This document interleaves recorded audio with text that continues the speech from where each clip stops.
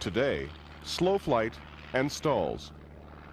In this tape, slow flight is defined as the range of airspeeds between the maximum endurance speed for an aircraft and the point just above its stalling speed for existing flight conditions.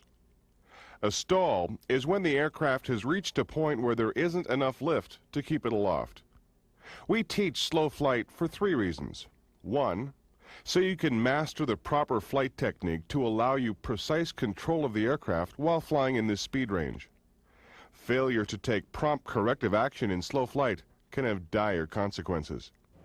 2, so you will recognize when you are getting close to the slow flight range to allow you to avoid inadvertent entry into this mode.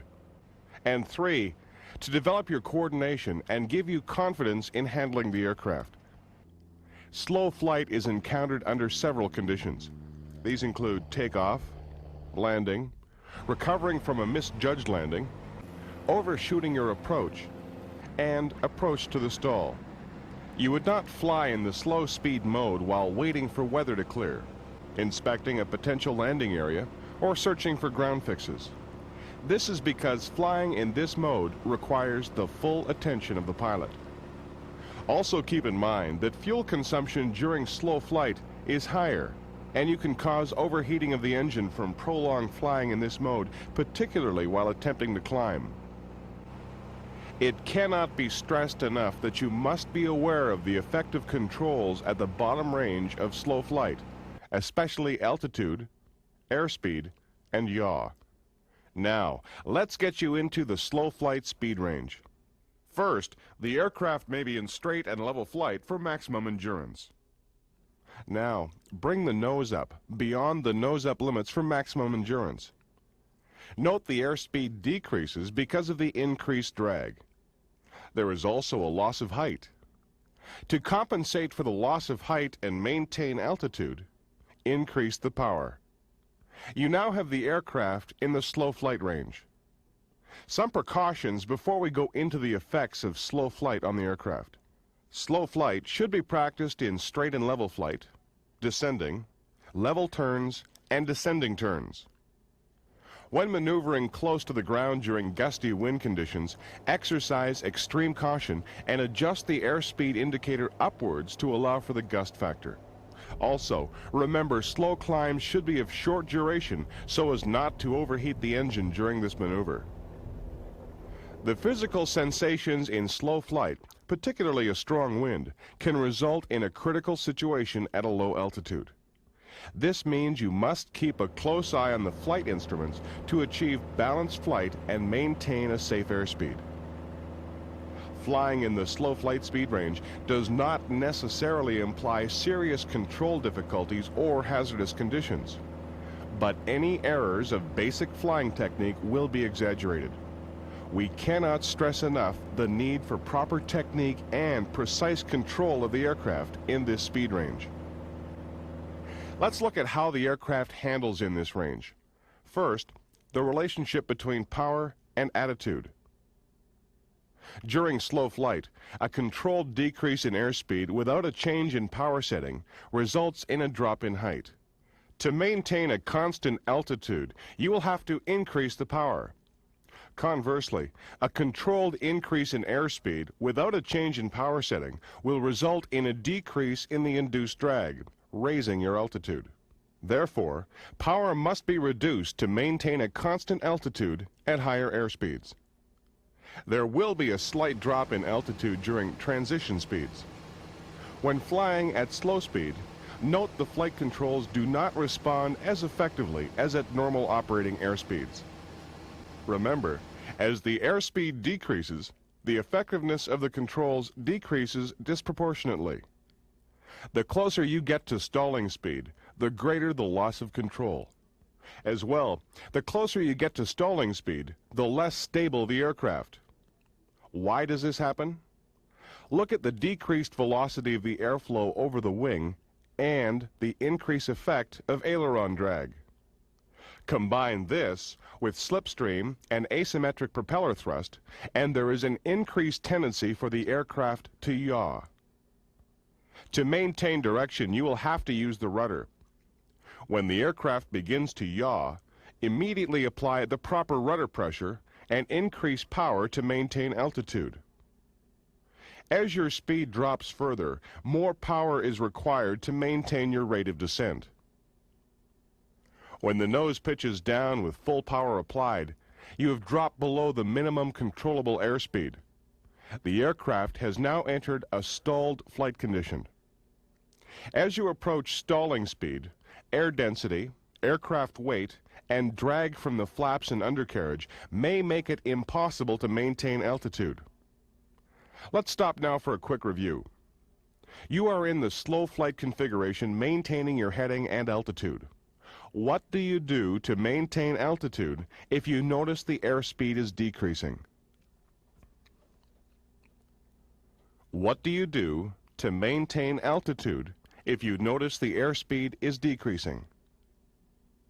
If you answered adjust the attitude, you are correct. Question 2. In the slow flight configuration, why is a higher power setting required than for endurance? Why is a higher power setting required than for endurance? You need the higher power to counter the loss of height due to the increased drag. Remember, in slow flight, the nose is raised beyond the limits for maximum endurance, creating more drag, resulting in a loss of height. Question 3. When slow flying, why should you keep a close eye on engine temperatures and pressures? Why should you keep a close eye on engine temperatures and pressures? The engine works harder during slow flight and may overheat during prolonged flight in this mode, particularly during climbing. As well, reduced airflow through the engine retards its cooling. That completes our review of this section. Perhaps the most important point to remember in this lesson is inadvertent entry into slow flight is an almost certain indication you are approaching a stall. Before going over how to recover from a stall, let's look at why a wing can no longer provide enough lift to keep the aircraft aloft. Remembering back to the principles of flight tape, lift depends on the laminar airflow over the wing. As the angle of attack increases, you can see how the laminar layer becomes smaller and turbulent air predominates over the wing surface. By the time the angle of attack is at 16 degrees, you will notice the symptoms of a stall. At 17 degrees, there is virtually no laminar layer and lift is decreasing. It is also important to remember the angle of attack, unlike the angle of incidence, is a relative factor. Again, to review, the angle of attack is the angle between the wing chord and the relative airflow. And relative airflow is always parallel with and opposite to the flight path of the aircraft. And since the flight path direction is not always the same as the pitch attitude, an aircraft may stall in level flight if a high angle of attack is described. Given this, you can see that you cannot rely solely on the attitude of an aircraft to indicate the possibility of a stall. Remember, an aircraft can stall in practically any attitude and any airspeed. What about the term stalling speed? Flight manuals list stalling speeds for specific aircraft in various situations. But keep in mind, the stalling speed may be affected by the following factors. An aircraft that is clean and well maintained will have better stalling characteristics than one in poor condition. Balance and weight can alter stalling characteristics. Power lowers the stall speed because of the additional upward thrust. Increasing the angle of bank increases the stall speed. Extending the flap increases the camber of the wing, thereby lowering the stall speed. Abruptly changing the pitch of an aircraft can raise the stalling speed. Extending the landing gear, which increases drag, can also have a slight effect on stalling speed. But regardless of these factors and stalling speed, any aircraft will stall when the wings reach a critical angle of attack. For most planes, it is 17 degrees. Before we get into how to recover from a stall, let's review the symptoms of an approaching stall. First and foremost is a decreased response of the controls, especially the elevator and ailerons. There is a loss of height, despite attempts to maintain altitude with the elevator. You will hear and feel the beating of the turbulent air on the aircraft. Most aircraft have warning devices which are activated prior to the stall.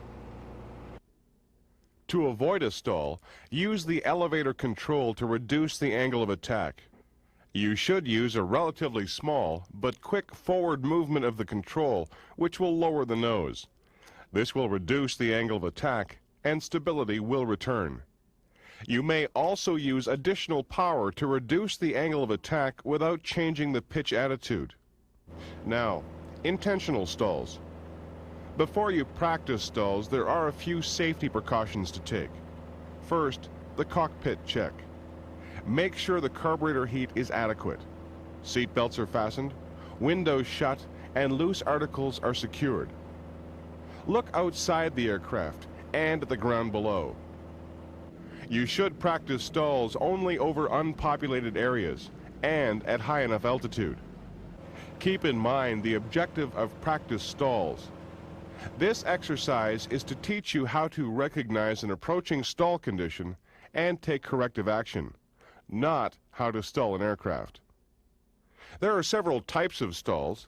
They are the power off stall, power on stall, acceleration stalls, high speed stalls, secondary stalls, and stalls during turns and takeoff.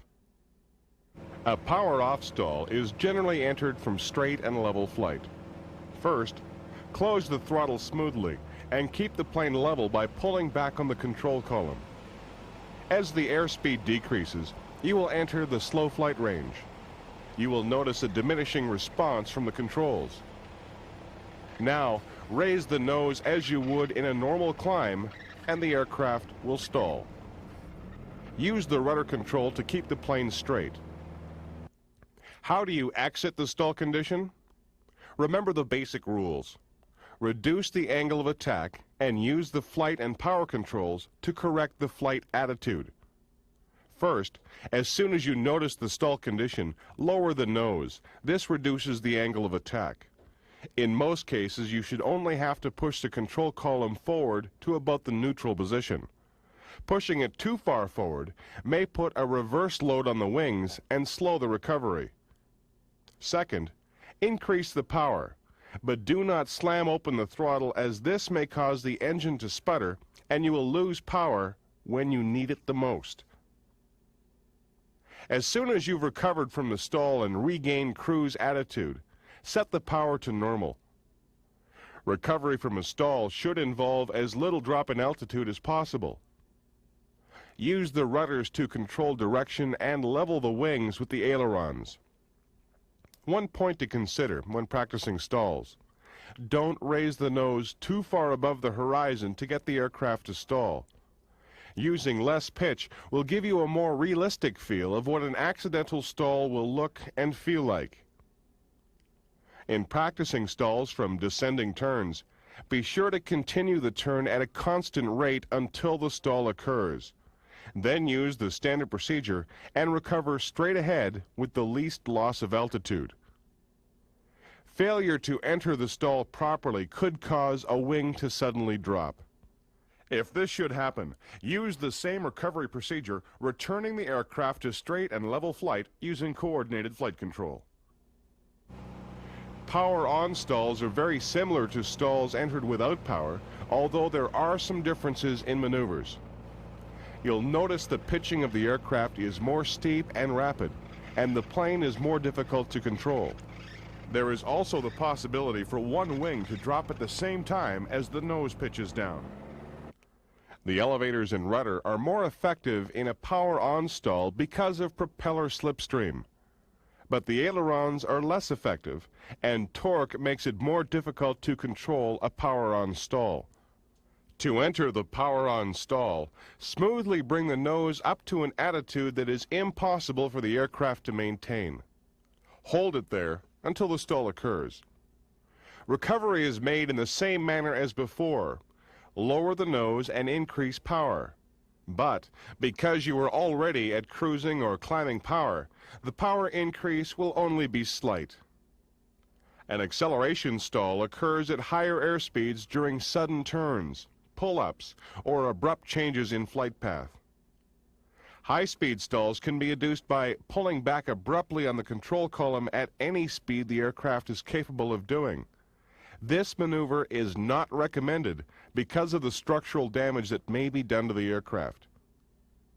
A high-speed stall may also occur in a steep turn when the angle of bank is greater than 60 degrees. Turbulence can also cause an increase in stalling speed. Here, an upward gust can cause an abrupt change in the relative airflow, resulting in a sudden increase in the angle of attack. You'll note that aircraft flight manuals list what is known as the maneuvering speed. This is the maximum speed at which flight controls may be fully deflected without causing structural damage. We've already covered a stall in a descending turn in which the inside wing drops lower. But in a stall during a climbing turn, it is the outside wing that will dip because of less lift. This is because the outside wing meets the relative airflow at a steeper angle in an outward spiral. One other type of stall we will cover in this tape is the departure stall. This occurs during takeoff. As the aircraft is rotated to achieve a greater angle of attack, it is in a critical condition of flight for a short period of time. If the nose is too high after rotation, a stall may result. You may find yourself in the situation of being unable to recover from it or unable to climb high enough to clear any obstacles in the flight path.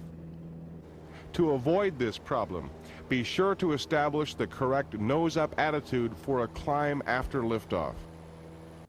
Another critical departure procedure is the pull-up following a missed approach.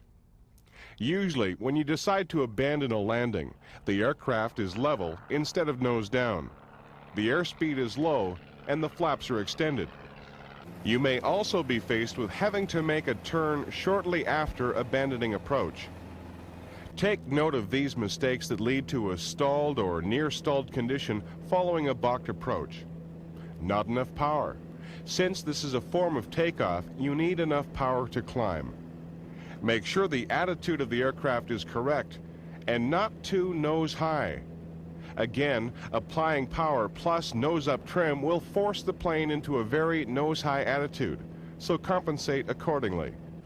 Do not forget to retract the flaps, or retract them too suddenly. Most aircraft cannot climb with flaps fully extended, and retracting them abruptly can cause a sudden loss of height. Make sure the nose is not too high should you need to make an immediate turn. That completes the section on stalls. Take time now to go over these review questions. 1. Describe how you would recover from a stall. Describe how you would recover from a stall. There are two factors to correct when in a stall. First, reduce the angle of attack, and second, correct the flight attitude. To reduce the angle of attack, lower the nose of the aircraft and then smoothly apply enough power to regain height. Finally, use the flight controls to get back into straight and level flight. 2. When recovering from a stall, a roll has developed. Why must you not use only the ailerons to recover? Why must you not use only the ailerons to recover? Other flight controls must be used to maintain coordinated flight. 3. Why is the indicated stalling airspeed lower for a power-on stall than for a power-off stall? Why is the indicated stalling airspeed lower for a power-on stall than for a power-off stall? The airspeed is lower because of the additional thrust from the propeller creating airflow over the elevators. 4. Is it possible to induce a stall during recovery from a high-speed dive, even if the aircraft is in the normal cruise attitude?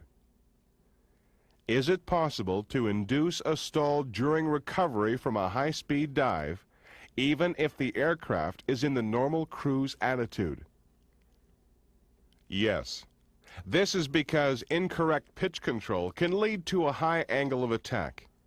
Again, the aircraft's position in relation to the relative airflow has to be considered.